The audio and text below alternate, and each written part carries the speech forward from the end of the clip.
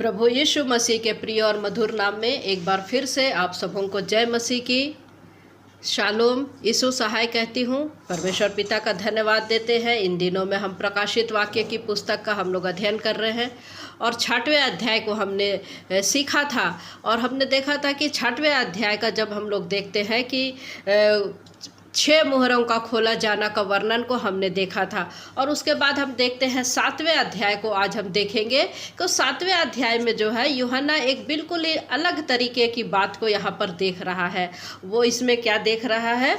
1,44,000 लोगों को, इजराइलियों को वो देख रहा है। तो मेरे प्रियो, यहाँ हम लोग देख रहे हैं कि इजराइल के जो 12 गोत्रों में से 12-12 हज़ार लोगों का लिया जाना यहाँ पर हमको दिखाता है। और उसके बाद में 9वें पद से जब हम लोग देखते हैं, आगे देखते हैं, एक बड़ी भीड़ को हम लोग यहाँ पर देखते हैं और एक जाति और कुल और लोग और भाषा, ऐसे भीड़ के भीड़ है जिन्होंने श्वेत वस्त्र पहने हैं या जिन्होंने अपने वस्त्र को प्रभु यीशु मसीह के लहू से धोए हैं, या हम यूँ कहें कि उसने प्रभु यीशु मसीह पर विश्वास किया है, पूर्ण रूप से विश्वास किया। तो ये एक घटना है। तो हम देखेंगे कि 6वीं मोहर का खोला जाना और 7वीं मोहर के खोले जाने के क्या ये बीच की घटना है।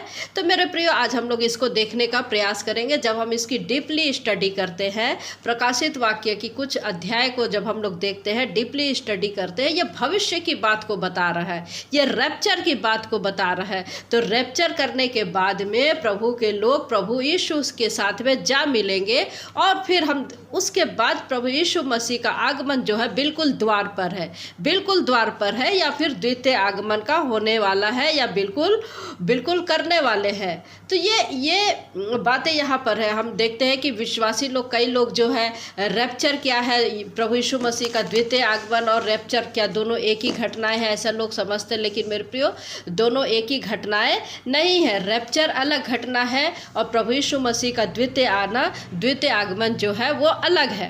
दोनों अलग अलग घटना है। प्रभु यीशु मसीह का बादलों पर दिखाई देना, हम जो मसीही विश्वासी हैं, हम में से प्रत्येक का रैप्चर किया जाएगा। और उसके बाद में हम देखते हैं कि परमेश्वर के जो है 7 प्रकोप के कटोरों का उंडेला जाना और फिर द्वितीय आगमन प्रभु यीशु मसीह का और 1000 साल का धरती पर फिजिकली रूप से राज्य करना और उसके बाद में अंतिम न्याय का होना है। तो ये सारी चीज़ों को जो है हम प्रकाशित वाक्य की पुस्तक में देखते हैं। तो अब जो है हम 7वें अध्याय को जो हम लोग देखते हैं कि यूहन्ना जो दर्शन देख रहा है, यहाँ पर जो है रैप्चर कर लिया जाएगा, या इस बात को हम लोग कहते हैं कि 7वें अध्याय में जहाँ पर रैप्चर कर लिया जाएगा, किया जाना है, इस बात को हम लोग देखते हैं। तो यहाँ पर हम लोग 2 कैटेगरी को देखते हैं। जब हम लोग 7वें अध्याय को देखते हैं, यहाँ पर हम 2 कैटेगरी को देखते हैं। एक इजराइलियों की भीड़ को हम लोग देखते हैं। एक कैटेगरी वो है जो एकदम बिल्कुल स्पेशल लोग हैं, 1,44,000 लोगों को, जो इजरायली है या जो यहूदी है, और जो वो लोग हैं जो 12 गोत्रों में से है, 12 गोत्रों में से एक, उनको हम लोग देखते हैं। और दूसरी कैटेगरी वे लोग हैं जो अनगिनत भीड़ है, जो जाति जाति के लोग हैं, भाषा के लोग हैं, जाति जाति कुल के लोग हैं, गैर यहूदी लोग हैं, और जिन्होंने प्रभु यीशु मसीह पर विश्वास किया है, जिन्होंने प्रभु यीशु मसीह के लहू से अपने वस्त्र को धोए हैं, या सच्चा पूर्ण विश्वास प्रभु यीशु मसीह पर किया। तो मेरे प्रिय, यहाँ पर हम देखते हैं कि 7वें अध्याय में यहाँ पर पृथ्वी की घटनाएं नहीं है।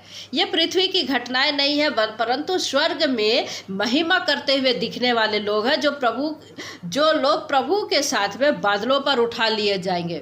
और यहाँ पर हम देख रहे हैं कि खास तौर पर वे जो 1,44,000 लोग होंगे। आज हम अभी यहाँ पर इसके विषय में हम बातचीत करेंगे। 1,44,000 लोगों की बात हम लोग करेंगे। जहाँ तक हमारी वीडियो चलेगी हम वहाँ तक बात करेंगे। तो हम लोग देखते हैं, पहला पद को देखते हैं, प्रकाशित वाक्य की पुस्तक 7वां अध्याय, उसका पहला पद। इसके बाद मैंने पृथ्वी के चारों कोनों पर 4 स्वर्गदूत खड़े देखे। वे पृथ्वी के चारों हवाओं को थामे हुए थे, ताकि पृथ्वी या समुद्र या किसी पेड़ पर हवा ना चले। तो यहाँ पर हम लोग क्या देख रहे हैं? पृथ्वी के चारों कोनों पर 4 स्वर्गदूत खड़े देख रहा है। यूहन्ना देख रहा है, भविष्य की बातों को देख रहा है। पृथ्वी की चारों हवाओं को थामे हुए थे, ताकि पृथ्वी या समुद्र या किसी पेड़ पर हवा ना चले। तो मेरे प्रियो, ये जो है, ये 4 स्वर्गदूत कौन है? ये 4 अधिकार कौन है और ये 4 हवाएं कौन है और ये क्या ये पृथ्वी के चारों कोने हैं। क्योंकि जैसे कि हम जानते हैं कि पृथ्वी गोल है, पृथ्वी गोल है। तो यहाँ पर 4 कोने का क्या मतलब हो रहा है मेरे प्रियो? तो ये जो 4 कोने या 4 स्वर्गदूत ये किसको इंडिकेट कर रहा है, किसको इंडिकेट कर रहा है? तो मेरे प्रियो, जब हम लोग प्रकाशित वाक्य की पुस्तक उसका 4थे अध्याय को जब हम लोग पढ़ते हैं तो उसमें हमको परमेश्वर के सिंहासन के चारों ओर 4 प्राणियों को हम लोग पाते हैं, 4 प्राणियों को पाते। तो ये जो 4 प्राणियां हैं ये 4 परमेश्वर की शक्तियां हैं, परमेश्वर की शक्ति है, परमेश्वर के आधिकारिक करूब है। ये परमेश्वर के जो परमेश्वर ने उनको अधिकार दिए हैं, जो परमेश्वर ने उनको ताकत दिए हैं और उनके पास में अद्भुत शक्तियां हैं जिनके द्वारा वे इस पृथ्वी पर कार्य करते हैं। तो यहाँ पर हम लोग देखते हैं 4 स्वर्गदूत जो है ये वही 4 प्राणी हैं मेरे प्रियो, ये वही 4 प्राणी हैं जिनके पास में शक्तियाँ हैं। और ये हवाओं का क्या मतलब होता है? हवाओं का मतलब होता है कि इस सारी जो सृष्टि का जो नियम है कि कब बारिश होगी या हवा चल रही है या यहाँ का जो एटमॉस्फेयर है, ये सारी चीज़ों को ये संचालन करते, पृथ्वी का वातावरण को ये संचालन करते कौन? जिसको ये अधिकार दिया गया है। 4 प्राणी को जो अधिकार दिया गया है, अधिकार प्राप्त करूब इस चीज़ को नियंत्रण करते हैं, जिसको परमेश्वर ने इन्हें ठहराया है। इस चीज़ को नियंत्रण करने के लिए परमेश्वर ने उनको ठहराया है, जिसको हम बड़ी स्पष्ट रूप से आगे हम लोग जब यिर्मयाह नबी की पुस्तक 49 अध्याय को हम लोग जब पढ़ते हैं उसमें 36 वर्ष को हम लोग जब पढ़ते हैं उसमें क्या लिखा है? और मैं आकाश के चारों ओर से वायु बहाकर उन्हें चारों दिशाओं की ओर यहाँ तक तितर बितर करूँगा कि ऐसी कोई जाति ना रहेगी जिसमें एलामी भागते हुए ना आए। क्या कह रहा? और मैं आकाश के चारों ओर से वायु बहाकर उन्हें चारों दिशाओं की ओर यहाँ तक तितर बितर करूँगा कि ऐसी कोई जाति ना रहेगी जिसमें एलामी भागते हुए ना आए। आकाश के चारों ओर वायु को बहाने की बात कर रहा है यहाँ पर परमेश्वर का वचन। तो यहाँ पर परमेश्वर की शक्तियों को और परमेश्वर के अधिकार को हम लोग यहाँ पर देख रहे हैं। परमेश्वर की शक्ति और परमेश्वर के अधिकार क्या लिखा है? चारों ओर से वायु बहाकर, चारों ओर से वायु बहाकर। इसका मतलब क्या हुआ कि आंधी और तूफान नहीं हुआ मेरे प्रियो, लेकिन यहाँ पर जो सृष्टि का संचालन है वो परमेश्वर ने इन आधिकारिक करूबों को दिया है, इन आधिकारिक करूबों को दिया है कि वे सृष्टि का संचालन करें, वे सृष्टि का संचालन करें। जैसे बारिश का होना या मेघ का बरसना या फिर हम देखते हैं कि मौसम का परिवर्तन होना। तो ये सारी चीज़ों को हम लोग देखते हैं कि कैसे ये सारे मौसम को जो है ये 4 करूब नियंत्रण करते हैं। ये सारी चीज़ें उन्हें ये 4 प्राणी या करूबों के हाथ में है और वे इसको नियंत्रण करते हैं और परमेश्वर ने उन्हें अधिकार दिया है। परमेश्वर ने उन्हें अधिकार दिया है कि मौसम को किस प्रकार से कंट्रोल करना, कब कहाँ कैसे, सारी चीज़ों को ये कंट्रोल करते हैं। इसमें इसको और भी अधिक हम लोग जब डीपली देखेंगे और अधिक स्पष्ट रूप से जब हम लोग देखेंगे तो क्या देखते हैं? दानियल नबी की पुस्तक में हम लोग देखते हैं। दानियल नबी की पुस्तक 7वां अध्याय उसका 2 पद से लेकर के 6वें पद तक जब हम लोग पढ़ते हैं, यहाँ पर हम लोग क्या देखते हैं? दानियल ने यह कहा, मैंने रात को यह स्वप्न देखा कि महासागर पर चारों ओर आंधी चलने लगी। तब समुद्र में से 4 बड़े बड़े जंतु जो एक दूसरे से भिन्न थे निकल आए। तो यहाँ पर हम लोग देखते हैं 4 पशु का दर्शन को देख रहा है दानियल नबी, और प्रकाशित वाक्य में भी हम लोग देखते हैं 4 प्राणी। तो ये दोनों सेम है, दोनों बराबर है, एक जैसे दोनों वचन को हम लोग यहाँ पर देख रहे हैं। दानियल नबी यहाँ पर दर्शन देख रहा है कि तो जब इन पशुओं को निकलते हुए दानियल नबी देख रहा है, महासागर पर चारों ओर आंधियाँ चलने लगी, महासागर पर चारों ओर आंधी चलने लगी। मेरे प्रियो, हम लोग 2 पद में क्या देख रहे हैं? दानियल ने क्या कहा? मैंने रात को यह स्वप्न देखा कि महासागर पर चारों ओर आंधी चलने लगी। तो ये उनको अधिकार मिला गया है, अधिकार दिया गया है। किसको? करूबों को, चारों प्राणी को ये अधिकार मिला है। चारों कोने क्या क्या मतलब है? चारों कोने का मतलब ये है कि पूरी पूरी पृथ्वी को, यहाँ पर ये नहीं बता रहे कि पृथ्वी गोल नहीं है, पृथ्वी गोल है, लेकिन हम लोग जैसे प्रतीकात्मक रूप से बोलते हैं ना, दुनिया के कोने कोने में गूंज रहा है यीशु का नाम। तो ये दुनिया के कोने कोने अर्थात पृथ्वी गोल है, कोना नहीं है। तो ये एक प्रतीकात्मक चिन्ह को हम लोग यहाँ पर देख रहे हैं। और पूरी दुनिया अर्थात क्या है, पूरी दुनिया, चारों कोने अर्थात पूरी दुनिया या पूरी पृथ्वी आप कहें। तो इन सारी चीज़ों, पूरी पृथ्वी का एटमॉस्फेयर को बोले, या जो हवा चलने की बात होती है, या इनको चारों प्राणी जो है कंट्रोल कर रहे हैं, उन पर कंट्रोल करने वाले ये चारों प्राणी। तो निष्कर्ष यहाँ पर हमको क्या दिखता है, निष्कर्ष हमको ये दिखता है कि 4 स्वर्गदूत है यहाँ पर, और यहाँ पर परमेश्वर की शक्तियों को दिखाया जा रहा है। और ये चारों शक्तियाँ या चारों प्राणी जो है पूरे एटमॉस्फेयर को नियंत्रण करती है, जैसे कि विपत्ति का आना या फिर मौसम का आना या परमेश्वर द्वारा मरी को भेजना, ये सारी चीज़ों को ये नियंत्रण करते हैं मेरे प्रिय। और उसके बाद में जब हम लोग आगे बढ़ते हैं, दूसरे पद में हम लोग देखते हैं, प्रकाशित वाक्य 7वां अध्याय उसका दूसरे पद में हम लोग क्या देख रहे हैं, फिर मैंने एक और स्वर्गदूत को जीवते परमेश्वर की मुहर लिए हुए पूरब से ऊपर की ओर आते देखा। उसने उन चारों स्वर्गदूतों से जिन्हें पृथ्वी और समुद्र की हानि करने का अधिकार दिया गया था, ऊंचे शब्द से पुकार कर कहा। देखिए यहाँ पर हम लोग को परमेश्वर का वचन क्या कह रहा है, पद 2 में, फिर मैंने एक और स्वर्गदूत को जीवते परमेश्वर की मुहर लिए हुए पूरब से ऊपर की ओर आते देखा। उसने उन चारों स्वर्गदूतों से जिन्हें पृथ्वी और समुद्र की हानि करने का अधिकार दिया गया था, ऊंचे शब्द से पुकार कर कहा। तो इन चारों स्वर्गदूतों के पास में पृथ्वी को हानि पहुंचाने का अधिकार दिया गया है, समुद्र को हानि पहुंचाने का अधिकार दिया गया है। जैसे कि हमने 6वें अध्याय में हमने पढ़ा, पहली मुहर के खुले जाने का, दूसरी मुहर का खुले जाने का, तीसरी मुहर का खुले जाने का, चौथे मुहर का खुले जाने का, जो हम मुहरों का खुले जाने का जो वर्णन को हम लोग वहाँ पर देखते हैं। तो वहाँ पर एक समय काल है, एक समय काल को हम लोग देखते हैं, एक टाइम पीरियड को हम लोग वहाँ पर देखते हैं। और वहाँ पर जहाँ पर परमेश्वर ने अपना चिन्ह दिखाया है, चिन्ह दिखा रहा है, तो वहाँ पर जो है 4 प्राणी, उनमें से एक प्राणी जो है यूहन्ना को कह रहा है कि यूहन्ना से कह रहा है, यानी वो इस बात की पुष्टि कर रहा है कि उन चारों प्राणियों के पास में, या उन चारों स्वर्गदूतों के पास में, या उन चारों करूबों के पास में ये अधिकार है कि वे इस समय में, इस टाइम पीरियड में उस अधिकार को प्रयोग करें। वे पृथ्वी को हानि कर सकते हैं, और वे समुद्र को हानि उठा सकते हैं, या समुद्र को हानि कर सकते हैं। और उन 4 प्राणियों को ये अधिकार जो यहाँ पर दिया गया है, उस चीज़ का वर्णन को हम यहाँ पर देख रहे हैं। तो यहाँ पर हम एक और स्वर्गदूत को देख रहे हैं, और वो क्या कर रहा है, वो रोक रहा है। क्या कर रहा है, रोक रहा है कि अभी मत करो।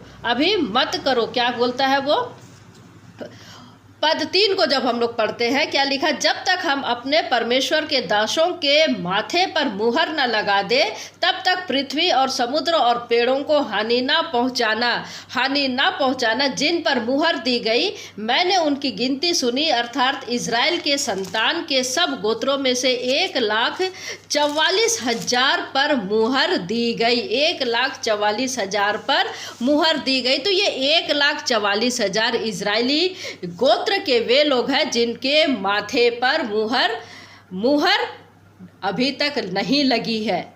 जब तक मुहर ना दी जाए तब तक इस पृथ्वी पर कोई हानि ना पहुंचाना।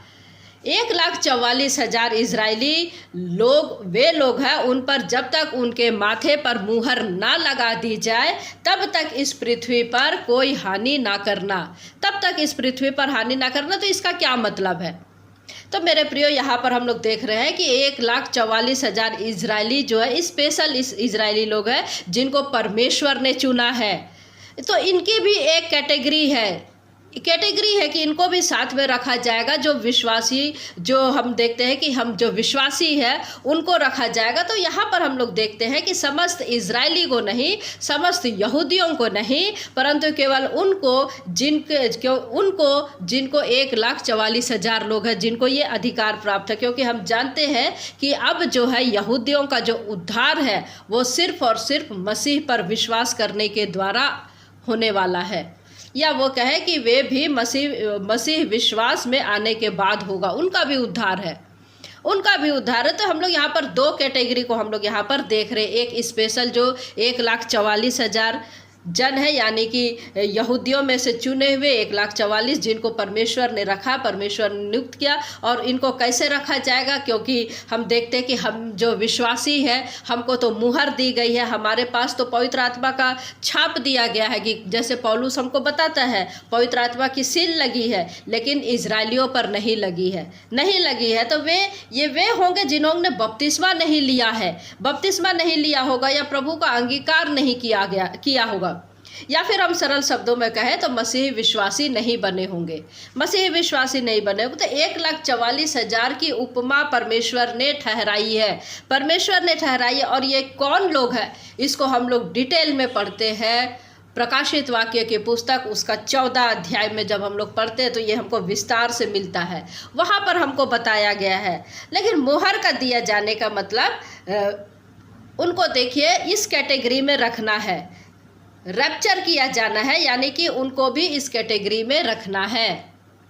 मेरे प्रियो, हम लोग देखते हैं कि जिसमें मसीही विश्वासियों को रखा जा रहा है, मसीही विश्वासियों को रखा जा रहा है। एक वो है जिन्होंने अपने वस्त्र को धोए हैं प्रभु यीशु मसीह के लहू के द्वारा, जाति जाति के लोग, कुल कुल के लोग, भाषा भाषा के लोग, एक बड़ी भीड़, एक वो कैटेगरी है और एक ये कैटेगरी है 1,44,000। तो इसको एक साथ रख रहा है परमेश्वर का वचन हमको, जिसमें हम आगे और देखेंगे, जिसमें हम प्रकाशित वाक्य की पुस्तक 7वां अध्याय 9वें पद से जब हम लोग पढ़ते हैं तो हम लोग इसको देखते हैं। तो यहाँ पर हम लोग देखते हैं गोत्र की बात हो रही है, गोत्र की बात हो रही है। और हम लोग देखते हैं कि गोत्र कौन है, कई लोग हम लोग नहीं जानते हैं। तो यहाँ याकूब के हम लोग देख रहे हैं वंश, याकूब के जो 12 बेटे हैं उसके बारे में हम लोग देख रहे हैं। इब्राहिम का बेटा इसहाक, इसहाक का बेटा याकूब, याकूब के 12 बेटे हम लोग देखते हैं। तो जो बड़े बेटे हैं जिसके नाम है उसके वंशज रूबेन के हो गए, तो रूबेन के वंशज रूबेनीय हो गए, यहूदा हो गया, यहूदा के वंशज यहूदे हो गए। तो इस प्रकार से लेवी है, तो लेवी के वंशज जो है लेवी कहलाए। तो हर एक गोत्र से 12-12 हज़ार लेने से इस प्रकार की 1,44,000 यहाँ पर हम लोगों को दिखाई देता है। लेकिन यहाँ पर गौर करने वाली बात यह है कि यहाँ पर दान का जिक्र नहीं है, यहाँ पर दान का जिक्र नहीं है। तो यहाँ पर क्यों दान का जिक्र नहीं है, तो इसको हम लोग आने वाले समय में हम लोग सीखेंगे और बहुत ही डीपली स्टडी हम लोग करेंगे। तो 1,44,000 लोगों को परमेश्वर कैसे चुन रहा है और उनको भी गैर यहूदी विश्वासियों के साथ में कैसे जोड़ा जा रहा है, ये परमेश्वर नियुक्त कर रहा है। हमारे ऊपर में मुहर दी गई है, उनके ऊपर में मुहर नहीं दी गई है। अभी बहुत सी बातें बाकी है और हम लोग 14 अध्याय जब हम लोग पढ़ेंगे तो उसमें हमको विस्तार से इस बातों को हम लोग को देखने को मिलता है। तो मेरे प्रियो, आज हम लोग का स्टडी हम यहीं पर समाप्त करते हैं। परमेश्वर पिता इन वचनों के द्वारा हम में से प्रत्येक को आशीष दे। जय मसीह की। Praise the Lord.